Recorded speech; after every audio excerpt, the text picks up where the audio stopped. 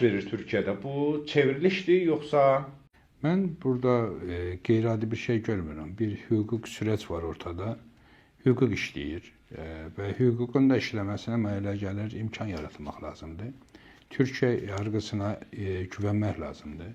Necə ki, bütün Türkiyə siyasətçiləri hər zaman bildiriblər ki, Türkiyədə yargı bağımsızdır, ədalətlidir və bu baxımla da ədalətli və bağımsız yargıya da təbii ki, güvən olmalıdır. Bugün güvənsizliyin özü məndə təəccüb doğurur əslində Türkiyədə. Türkiyə yargısına güvən olmalı bir yerdə mən hesab edirəm ki, bir sıra qüvvələr güvənsizlik yaratmaq istəyirlər və bu güvənsizlik yaratma cəhdləri təbii ki, bizləri rahatsız edir və daha çox istəyərdik ki, insanlarımız gerçəkdən də Türkiyədə nə baş verir onu öyrənsinlər.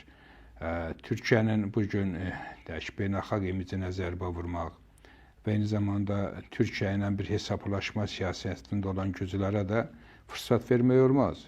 Təbii ki, Türkiyə bir dövlətdir. Bütün kurallarınla, quruluşlarınla dövlətin ali maraqları qorunur.